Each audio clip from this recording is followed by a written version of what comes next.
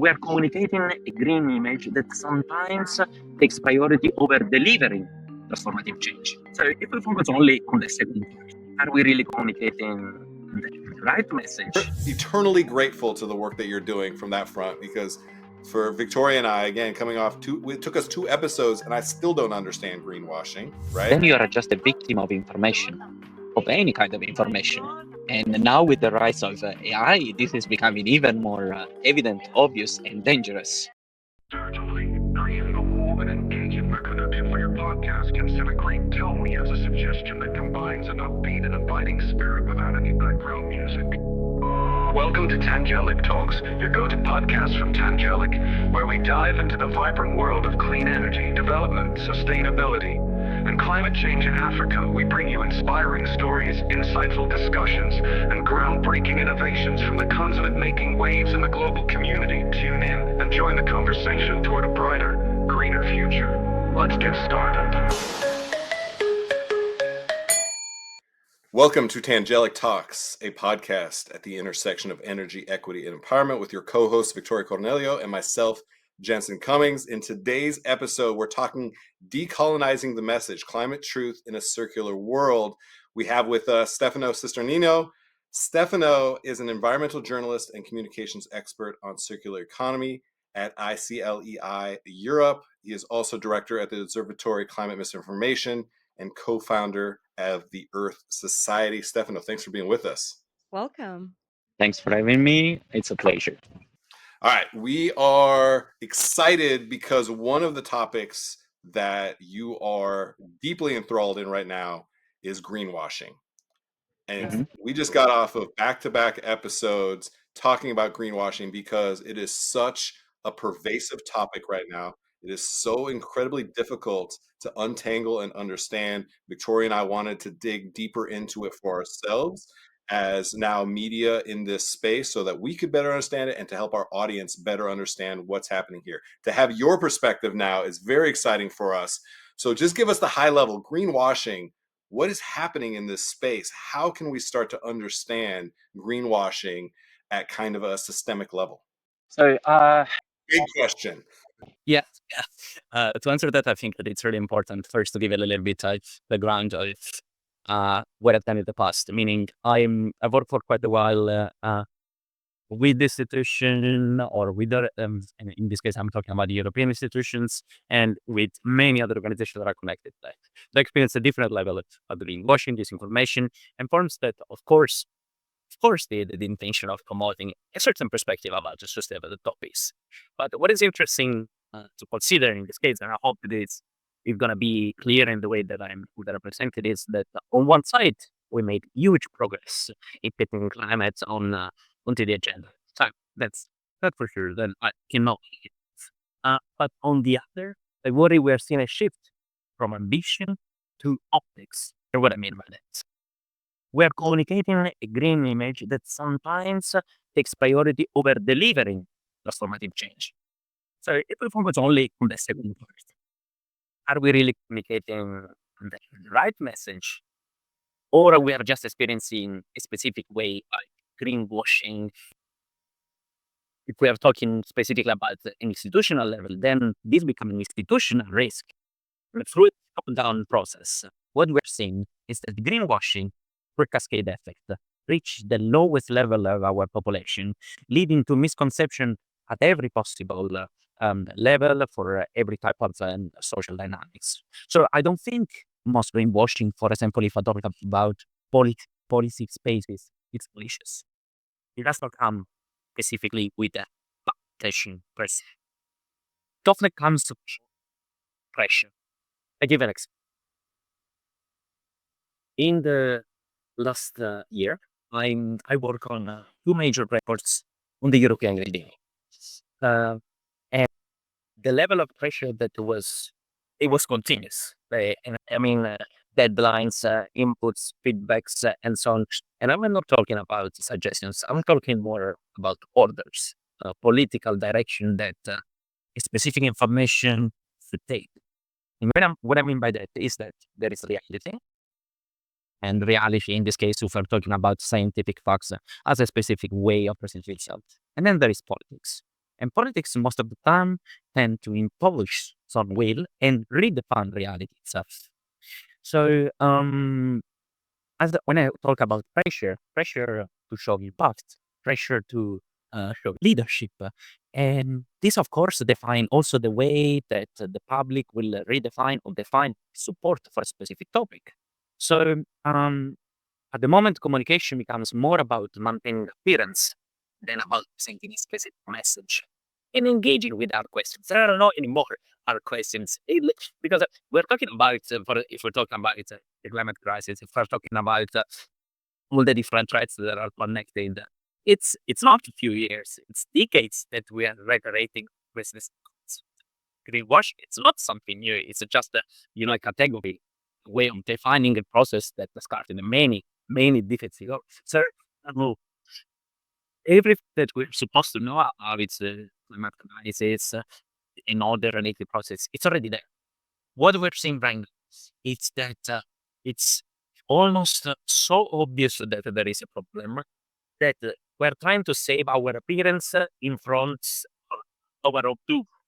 And it's even worse if we're talking about an institutional perspective, because our people, especially young people, to look at sound for inspiration and as a sort of point of reference. But what we find is instead a continuous and attachment or disengagement from society, in particular the young part from the institutions.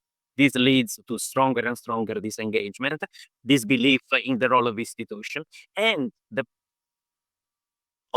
possible creation of new ways of understanding information and digesting. What I mean by that, if we're talking about the greenwashing, greenwashing at the moment, it's almost completely created, developed, spread through social media, through new platforms, and so on. Sure. Young people, I'm in my 30s, but I hope that I can still consider myself part of that category. Use in find information mostly on social media.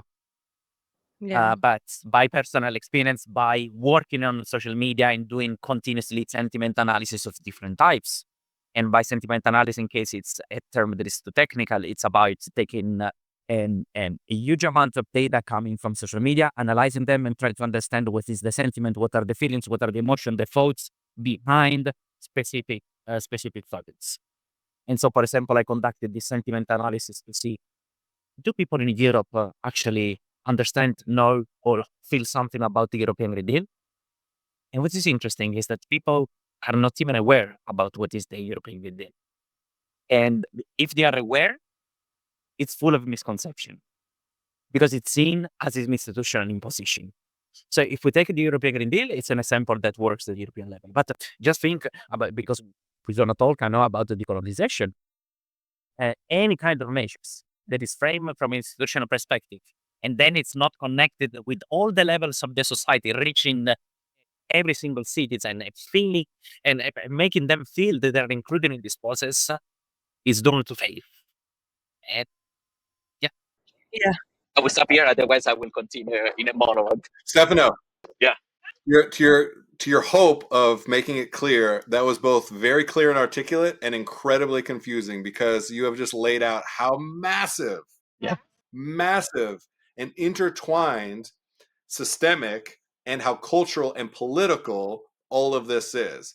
So the fact that you're working so diligently across so many different organizations, wearing so many different hats to actually try and get to the root of this, and then be able to, as a communications expert, bring that message forth in a simple and articulate way.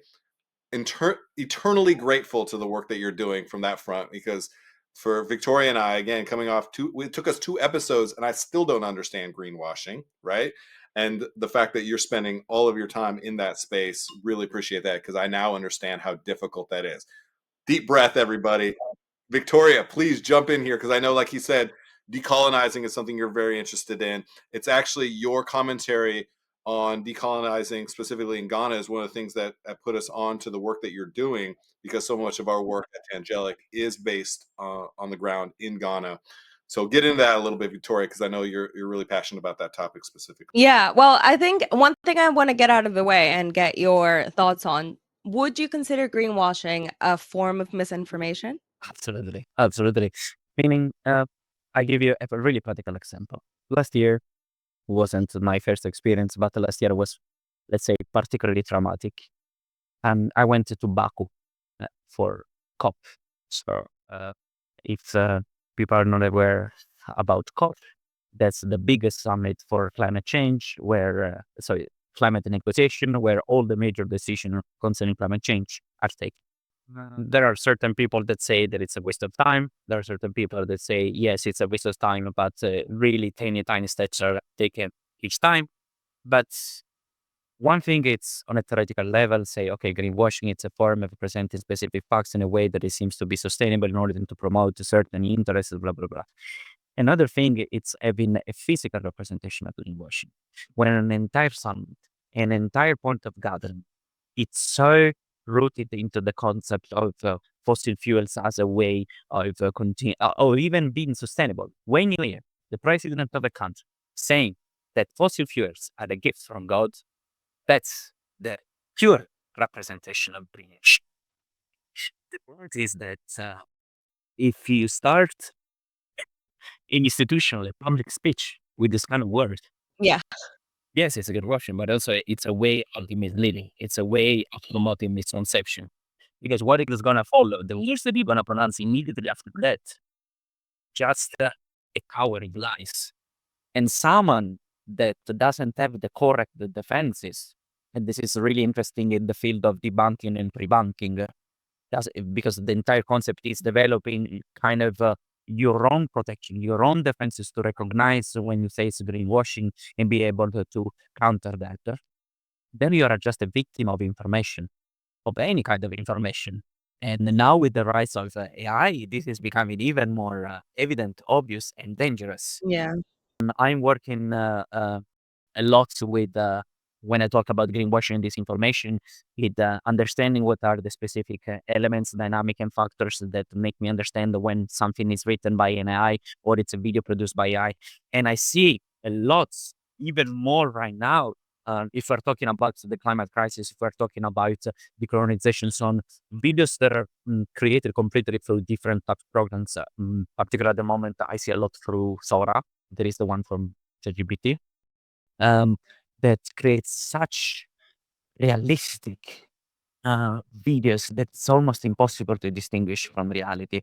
And it's only through developing this kind of, tools, skills, and defenses that everyone could be able to detect AI or disinformation. So yeah, I hope that answers your question. Yeah, no, it does. And I think one of the reasons I wanted to state that is because we all have a certain idea of what misinformation or greenwashing looks like. But from your experience, is climate misinformation also about whose knowledge is considered valid? So, how can we challenge maybe Western epidemic dominance and environmental narratives or the way that we talk about things, that we value some views over others? Is it also who do we consider as valid? Part of that climate misinformation that you're trying to maybe tackle? So, in general, I will start from one thing. Any kind of knowledge, no, knowledge in general is not neutral. So it comes from a position of power. So if we're talking in particular about the crisis, it's important to understand that and connected to this information, it's never about just spreading information or spreading this information. There is always something underneath that. There are many layers that we are not able to see. And it takes a critical eye to understand that. So I found it really interesting when we talk about, let's say, this sort of invisible hierarchy that is presented when we're talking about knowledge, when we talk about greenwashing. Yes, knowledge, and we talk about sustainability, it's always scientific, or it should be scientific and objective. Yeah. What makes something scientific and objective and another type of knowledge only anecdotal or a mission? And why I introduce these things? Because we're talking about Ghana, we're talking about decolonization, we're talking about countries, territories that most of the time they don't have a voice. Or if they have a voice, it's always the voice of a victim. It's never of an active actor that is participating in defining strategies, a solution, in communicating in a specific way that is not misinterpreted, filtered, manipulated. So when I think about these two different roles, Robert Frost will say it took the poem, but in this case, it's about one that is the one that everyone says. That is, I say that the Northern and the European or Western, it's always the scientific and objective. All the others are just pale imitation, they're anecdotal, they're emotional, completely diminishing the value, for example, of indigenous knowledge, completely ignoring that if you're talking about, for example, climate education, how can we talk about climate education without considering that it comes from a colonial past, or that there is an historical process that we consider in order to even introduce the topic? So going back to that, in the climate context, and just to introduce a concept that I think it's very important, we cannot stop the washing if we are not aware of all the different layers and biases that interest any kind of information. America, in particular, if we talk about this is particularly if we talk about characteristics and specific countries, because prioritizing Western scientific knowledge over indigenous or local environmental knowledge, it's itself colonization. Yeah. So then, as a communicator, how do you create safe spaces for these voices that aren't represented in such a global North perspective heavy environment? That's the real problem. And when I introduced the example of the young people, this can be used also for this context. So, we keep repeating the word communication, but communication is a two-way process. There is a communicator and there is a receiver. And sometimes, right, most of it, as a communicator, you should put yourself in the shoes of the receiver, of your audience. And so be the one that is actually listening in order to produce something that is not the repetition of the same mistake. Because when I, for example, I joined European Commission, it was, I want to define a type of narrative that is over-convincing, that everyone can believe in it. But the definition of something like that, it's almost impossible, if not completely impossible, because this completely deletes any kind of differences, any kind of characteristic of that community, that specific citizen, and that specific community. Sorry, I cannot make something that works, for example, for my own country, for Italy, and works also in Ghana. I need to consider all the specific dynamics that interest in specific country, and even I go deeper to consider local level. And if the local level is still too broad, I need to go deeper. And I do that. I have a specific experience that will explain all quite good. It is a ship because I was really interested in the impact of the climate crisis on indigenous and communities. Mm-hmm. And went there as the whitest dude, meaning, I'm the researcher. I'm here to research, analyze, and understand what is going on here. No empathy was involved. And I faced reality in a really actual way. Like, they weren't allowing me to participate in any kind of meetings, in any kind of gatherings, because I was a researcher. And I was a researcher that didn't belong in that community. So I had to spend the first 2 months listening, observing, and this was such a humble experience because I started to understand that as a community, as a researcher, first of all, as a human being, even in our daily conversation, how many times, even when we're listening to someone else, we're already thinking about what we want to say instead of listening. That's the point. You should start to listen more to the perspective of the other people in order to be able then to communicate in collaboration. These communities with these individuals, that specific knowledge that must be spread around, because I studied for quite a long time indigenous solution and tools for climate change, and we are like this sort of metaphor. We are trying at every article, report, policy brief, new solution for climate change to reinvent the wheel. At the moment, we are sitting on a pile of wheel that is getting higher and higher and higher, Mm. and there is no end in this process. And so every single one is so proud of the new wheel that is inventing. But you can see on your right, on your left, on your bottom, on top, another wheel that is the copy of the previous one. We are not reinventing anything.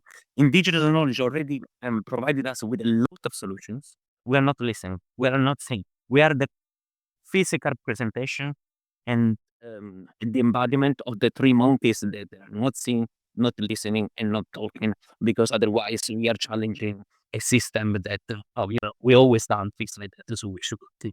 This was very existential, this little piece for me here, because as you're talking about active listening, it's something I work on all the time. And in active listening, there's two things that aren't included in the strengths of active listening. Number one is advice giving, and number two is problem solving. And I am such a problem solver who's made a living of giving advice. So even as you were saying that, I was like, don't think of the next question you're going to ask Stefano. Just listen to what he's saying and try to really understand that. I very much feel you. When you walked into those rooms and wanted to be in those rooms, you were ready to be able to put your perspective into play and everything that you've learned, and you're so excited. And then you get humbled and saying, no, you're at the kids' table. You need to sit and you need to listen. So I really appreciate that you went through that, and thank you very much for sharing that. From a messaging standpoint, how do we invert that top-down messaging? We're always looking for that global, international soundbite that everybody can rally behind, that everyone's going to fall in line. What you're saying is we need to start with the ground up, and we need to reverse that, and we need to look at a whole diversity of messages. How do we even go about, not what is the message, how do we go about thinking about how to create messaging from a bottom up type approach versus from a top down type approach? I will start with an example. So when it was in February, in February I went to New York. I collaborated for a little bit with the UN. Was invited at the UN headquarters in New York to participate to this huge conference that was tackling the connection between gender and climate change. And there was a strong focus in Indigenous knowledge. I participated in many meetings, many workshops. Indigenous here, Indigenous there, and there wasn't even a single representative. That was really kind of a critical thing. But I remember specifically one meeting that it's still something that I have to think about. We were talking about how to help indigenous communities. It was you couldn't go more broad than that. It was like climate change and indigenous communities. So these titles that perhaps are even AI generated. And with and there was again a white dude in a suit that was talking, oh, we're doing that, we're doing that, we're doing that. Like a lot of empty words. And it's not just for the sake of, identifying a specific category. It was exactly like that. I was talking through this bunch of representatives from the different countries, particularly from the south of the world, from indigenous communities, and so on. And at a certain point, one guy, I don't remember specifically from which country, stood up and just say, enough. He wants to make it clear. It's more than a decade, if not many decades, that we are listening to the same thing over and over. And not finished changing. At this point, we are glad that you continue to invite us to this meeting, to these workshops. We don't want your help in do it by ourselves. So just this example to present what I think we should do. And of course, I say that in the most humble way because I think that on a certain level, I'm part of the problem because I continue to be in a system that promotes in a certain way also disinformation, that promotes certain kind of greenwashing, and so on. I live in a system where my main works in my war is, and I don't have, no, sorry, tertiary war. It's about, I have to worry about, I don't know, what movies to watch, or if I don't know if in this party there is Wi-Fi in order to have this call. these are my worries. I'm not worrying if climate change is gonna destroy my entire region. So first we need to rethink completely whose knowledge, to rethink whose knowledge will platform, and how we define credibility. What is the definition of credibility? So that means investigating partnership with southern media outlets. In 10 years that I do journalism, particularly from Western outlets, media outlets, it's incredibly rare they find collaboration with the local media and with community radio station and with the local researchers. My first job, immediately fresh out of my studies, I studied in Sweden. I wanted to fight something that resonated with me, and I joined this organization. It was called Cummings, and I really recommend to give it a look. The idea is to decolonize knowledge, particularly academic knowledge, and connect local researchers with the practitioners. So I was doing that. And it was incredibly interesting to find out about researchers, academic papers from, I don't First Nations researchers, or from Maori researchers, from so many different ones that, of course, were completely disappearing under the pile of knowledge that was coming from String University, Western academia, that through a specific algorithm, it's always first, the main platform to use starting with Google. It's a research platform, but at the same time, it's a business. So specific results correspond to specific interests. Yeah. And so, when we have to create this kind of connection with the different local, let's say, media outlets, community radio station, local researchers, not just as sources, not just taking the knowledge that we can find and just, I'm acknowledging that I use the knowledge from that local researcher. Then my soul, it's free for every kind of thing. No, it doesn't work like that. Going back to this specific example of this organization, my main point is that I was reaching out, trying to get the perspective of this kind of episode where we're having. It's not just about me sharing the knowledge that I have. It's also about showing my personality, where I'm coming from, what led me to get to this specific knowledge. And this makes the entire difference in the way that we are able to convince people at any level. The second point, we need to train journalists and communicators, including myself, to spot epistemic bias in the know. So it's not just about fact check. It's not about identifying form of greenwashing or disinformation, systemic or not. It's about questioning frameworks. It's about understanding the structure that we live in, how tied we are to the different chains that define the specific framework, and how we can identify and perhaps free us from this system. So, who is the expert quoted? Going back to what I said before, what kind of knowledge is being amplified? What's being unsaid? And this is the most important question. If I say climate crisis, it's a crisis for who? Who is it is getting impacted by that? And what if my role as communicator, as a member of that specific organization institution, and lastly, author, depends on how you see it as the own thing. All these questions, even if they seem existential, even if they put ourselves in an uncomfortable position, this should be our daily psychotherapy as communicators. Third, we need to widen the communication toolkit. At the moment, it's like we have what is called in English a Swiss Army knife, the one with all the different knives. Swiss Army knife. So, but use one knife. We know that we have many options. So always we don't know how to use it, and that it's the most, let's say, positive perspective. The other one is that we completely ignore the other option that we have. So visual storytelling, oral history, street level interviews. This can reach people in ways that a PDF, a PPT, and policy memos never will. I remember this experience that I had when I was in Canada. So I was in Vancouver, and I wanted to understand the value of tech as a form of therapy in order to connect indigenous communities with the local society. And I participated in these meetings where they were playing different type of ritual drums. And then I conducted these interviews. So I brought before that many of people about the value of cassette therapy for indigenous knowledge and so on. But in the moment that I looked back at these articles, I was like, these words are incredibly empty. I just read some articles.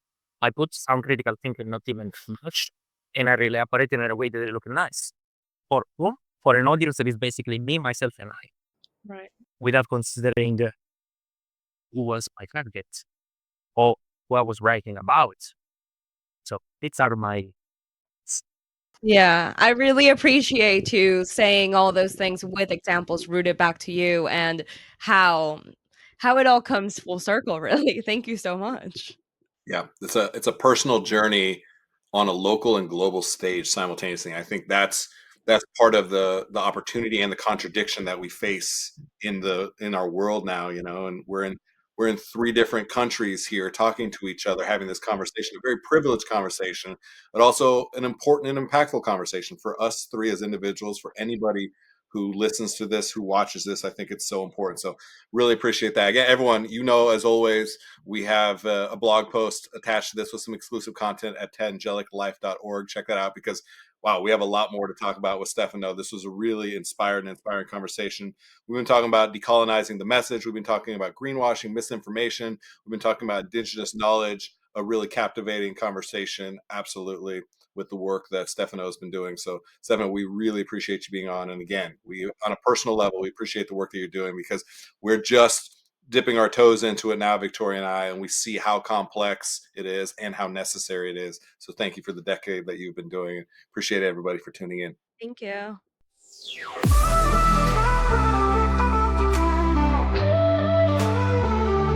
Let's talk power, let's talk change. From rural lights to brighter days. Equity rising, voices strong. We're building tomorrow where we all belong. Tangelic Talks, energy, equity, pride. Empowering the world, side by side. A spark becomes a fire, a vision that's true. Together we rise, it starts with you.